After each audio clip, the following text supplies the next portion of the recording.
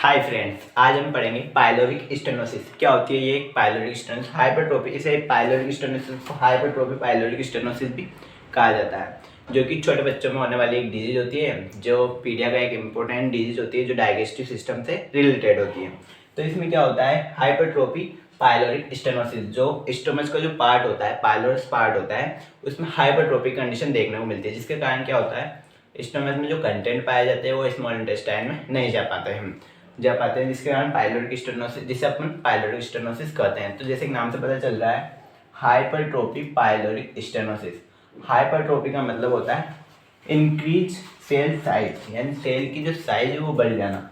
दूसरा था पाइलोरिक से पाइलोरिक पार्ट का स्टोमच का पाइलोरिक पार्ट। स्टेनोसिस से नेरोइंग कंडीशन, कौन सी कंडीशन? नेरोइंग कंडीशन है, सकड़ा हो जाना, यानी जो पाइलोरिक पार्ट है उसका सकड़ा हो जाना पाइलोरिक स्टेनोसिस कहलाता है। ये अपना स्टोमच है। स्टोमच के 4 पार्ट पाए जाते हैं, कार्डियक, फंडस, बॉडी और पाइलोरस। जो पाइलोरस पार्ट होता है ये वाला, इसमें क्या होता है, हाइपरट्रोफी हो जाती है, यानी कोशिकाओं की साइज बढ़ जाती है, जिसके कारण जो ल्यूमेन होता है वो सकरा हो जाता है, जिसकी वजह से जो कंटेंट रहता है, जो भोजन रहता है, फूड रहता है, वो आगे की ओर नहीं जा पाते, जिसे अपन पाइलोरिक स्टेनोसिस कहा जाता है। अब ये कंडीशन कहाँ पर होती है देखते हैं।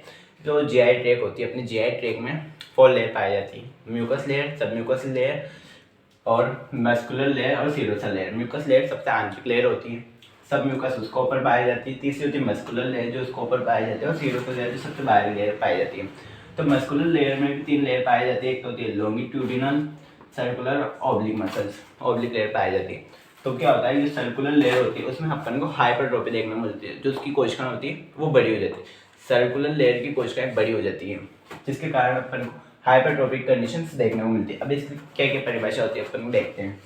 यह एक मेडिकल कंडीशन होती है, यह एक मेडिकल कंडीशन होती है जिसमें स्टोमच के पाइलोरिक पार्ट में हाइपरट्रोफी होती है, और हाइपरट्रोफी के कारण पाइलोरिक कैनाल का ल्यूमेन नैरो हो जाता है, जिसे अपन पाइलोरिक स्टेनोसिस कहते हैं। क्या होता है, ये एक मेडिकल कंडीशन होती है। पाइलोरिक स्टेनोसिस एक मेडिकल कंडीशन होती है जिसमें स्टोमच का पाइलोरिक पार्ट नैरो हो जाता है, जिसे अपन पाइलोरिक स्टेनोसिस कहा जाता है हाइपरट्रोफिक कंडीशंस के कारण।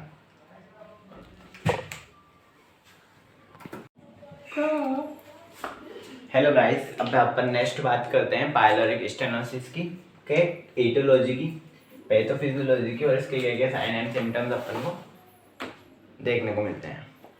तो ओपन देखा, पाइलोरिक स्टेनोसिस वो एक एक्वायर्ड कंडीशन भी हो सकती है, उसके साथ साथ ये जन्मजात भी हो सकती है। इन दोनों प्रकार से पाइलोरिक स्टेनोसिस बच्चे में देखने को मिल सकता है। अब इसके क्या क्या कारण होते हैं, तो इसका पहला कारण होता है जो होता है एग्जैक्ट कॉज इज अननोन, यानी जो इसका अभी तक कोई भी कारण ज्ञात नहीं हुआ है कि पाइलोरिक स्टेनोसिस इस वजह से हुआ है। बहुत सारे इसके रिस्क फैक्टर है जिन्हें अपन देखते हैं। सबसे पहला है टर्नर सिंड्रोम। टर्नर सिंड्रोम क्या होता है, मतलब जो क्रोमोसोमल एबनॉर्मेलिटी होती है, जिसमें गुणसूत्रों की संख्या 45 हो जाती है। दूसरा था ब्लड ग्रुप ओ और बी। जिन बच्चों का ब्लड ग्रुप ओ और बी होता है उनमें भी पाने की संभावना अत्यधिक होती है। अब इसका कोई एग्जैक्ट कारण नहीं है कि क्यों होता है। Pregnancy in last trimer, pregnancy के लास्ट थर्ड ट्राइमेस्टर स्टेज, यानी जो वुमेन रहती है, माता रहती है, उसमें 3 ट्राइमेस्टर पाया जाता है, फर्स्ट ट्राइमेस्टर, सेकंड ट्राइमेस्टर और थर्ड ट्राइमेस्टर।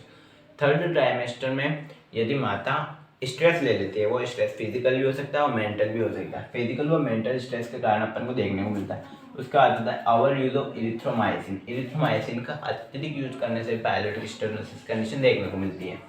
दूसरी पढ़ते अपन इसकी पैथोफिजियोलॉजी, यानी जो पैथोफिजियोलॉजी क्या है, ये कैसे क्या होती है। तो ठीक है, ड्यू टू इटियोलॉजिकल कोज, कोई भी अन्य इटियोलॉजिकल कोज हुआ, हाइपरट्रोफी इन सर्कुलर मसल्स और पाइलोरिक कैनाल।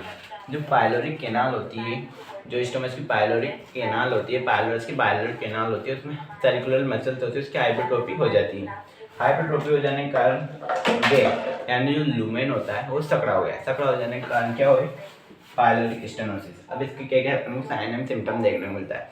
पाइलोरिक स्टेनोसिस का मुख्य साइन होता है वोमिटिंग। वोमिटिंग यानी उल्टी, उल्टी देखने को इसमें मिलती है। वोमिटिंग इसमें 3 टाइप से देखने को मिलती है। पहले ऐसे नॉन बिलियस। नॉन बिलियस का मतलब होता है बिल, वो बाइल रहता है, बाइल जो बाइल नहीं रहता है, वोमिटिंग के साथ बाइल नहीं आता है। दूसरा फोर्सफुली, यानी जबरदस्ती उल्टी आती है उसे। तीसरी आती है प्रोजेक्टाइल, जो मतलब कि उसके जो वाल रहते हैं इस ऐसा लगता है ना, तो इसोफेगस का वाल डिस्टल वाल होता है वो का ठीक से काम नहीं कर पाता है, तो उसकी वजह से जो स्टमक में जो कंटेंट रहते हैं वो एकदम से ऊपर आते हैं, तो उसे अपन प्रोजेक्टाइल या फोर्सफुली बोल सकते हैं अपन, जो अपना आप ही ऊपर आते हैं, खड़े खड़े उल्टी हो जाती है उसे, तो उसे प्रोजेक्टाइल वॉमिटिंग कहा जाता है। क्लिनिकल फीचर में वॉमिटिंग मोस्ट इंपॉर्टेंट होता है। इसमें पूछा जाता है वॉमिटिंग मतलब कि पायलोरिक स्टेनोसिस होता है, उसका मुख्य साइन क्या होता है, तो होता है वॉमिटिंग। दूसरा डिहाइड्रेशन, यानी जो कंटेंट रहता है वो स्मॉल इंटेस्टाइन में नहीं पहुंच पाता है और आगे नहीं जा पाता है, इसकी वजह से उसका ठीक से पाचन नहीं हो पाता है, जिसकी वजह से डिहाइड्रेशन और कंडीशंस देखने को मिलती है। उसके अलावा देखने को मिलता है इलेक्ट्रोलाइट इम्बैलेंस, जो भोजन रहता है उसकी वजह से जो खनिज लवण रहते हैं, सोडियम, पोटेशियम और आयरन जैसे अनेक सारे जो आवश्यक तत्व रहते हैं, खनिज लवण रहते हैं, न्यूट्रिएंट्स रहते हैं, वो प्रॉपर मात्रा में नहीं पहुंच पाते हैं जो मेन ऑर्गन होते हैं वहाँ तक, तो वो ठीक इस वजह से अपन को इलेक्ट्रोलाइट इम्बैलेंस देखने को मिलता है। लॉस यूरिन आउटपुट, यानी यूरिन का कम मात्रा में बाहर निकलना। दूसरा इंक्रीज यूरिन स्पेसिफिक ग्रेविटी, जो यूरिन की जो ग्रेविटी होती है, स्पेसिफिक ग्रेविटी होती है, वो बढ़ जाती है, यानी यूरिन गाढ़ा हो जाता है। ये इसके साइन एंड सिम्टम्स अपन को देखने को मिलते हैं।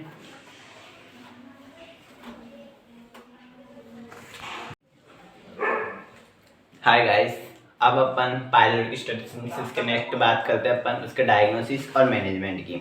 डायग्नोसिस सबसे पहले करते हैं अपन फिजिकल एग्जामिनेशन का आधार पर। फिजिकल एग्जामिनेशन में उसके क्लिनिकल फीचर्स देखते हैं, उसके जो वॉमिटिंग आई है उसके हिसाब से अपन देखते हैं बच्चे में। उसके अलावा उसके बाद हिस्ट्री टेकिंग करते हैं। तीसरा आता है अपन एक्सरे के द्वारा पता लगाते हैं। और नेक्स्ट करते हैं अपन यूएसजी यानी अल्ट्रासोनोग्राफी के द्वारा अपन पायलोरिक स्टेनोसिस की पता करते हैं।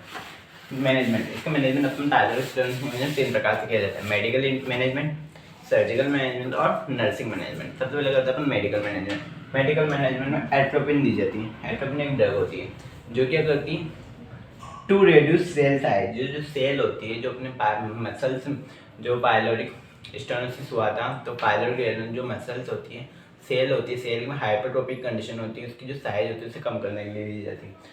सर्जिकल मैनेजमेंट सबसे पहले करता है बैलूनोस्कोपी, एक सर्जरी। दूसरी सर्जरी करता है पायलोरोमायोटोमी। बैलूनोस्कोपी में क्या किया जाता है, जो बलून डाला जाता है, बलून डालकर उसे डायलेट किया जाता है, जिससे जो नेरोविंग वे होता है वो चौड़ा हो जाता है, बलून डालकर उसे फुलाया जाता है।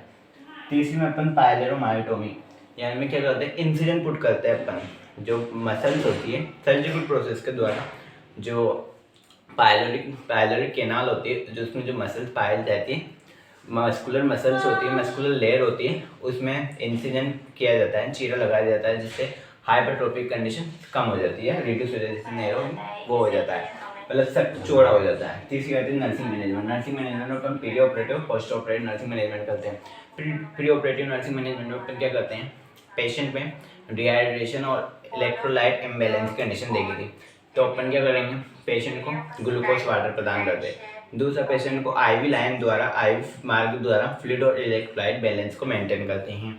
और जो पेशेंट मतलब जो उसकी सर्जरी करवानी हो तो सर्जरी के बारे में और उसके लाभों के बारे में उसके पेरेंट्स को समझाएंगे। उसके बाद सर्जरी परफॉर्म की करते हैं। तो अब उसके सर्जरी करने के बाद कौन कौन सी क्रिया अपन करते हैं, तो post operative management, post operative surgery के बाद किया जाने वाला मैनेजमेंट है। सबसे पहले अपन पोस्ट पेशेंट का वाइटल साइन चेक करते हैं, पेशेंट की कंडीशन को असेस करते हैं, सर्जिकल साइट को ध्यान में देखते हैं कि उसमें कुछ प्रकार का इन्फेक्शन, रेडनेस, स्वेलिंग तो नहीं हो रही है। अब नेक्स्ट अपन करते हैं पेशेंट का न्यूट्रिशन मेंटेन करते हैं, पेशेंट का न्यूट्रिशन लेवल मेंटेन करते हैं। और इसके अलावा पेशेंट के पेरेंट्स को साइकोलॉजिकल सपोर्ट प्रदान करते हैं, उन्हें चाइल्ड की घर पर देखभाल के लिए बताते हैं, फिर बच्चों को डाइट देना स्टार्ट करते हैं। सबसे पहले स्मॉल डाइट मतलब कि फ्लूइड डाइट दी जाती है, फ्लूइड डाइट दी जाती है, फिर सेमी सॉलिड डाइट दी जाती है, उसके बाद सॉलिड प्रकार की डाइट देना स्टार्ट करते हैं। Thank you for this watching. अगर वीडियो अच्छा लगा हो तो please like, comment and share और सब्सक्राइब करना ना भूलें।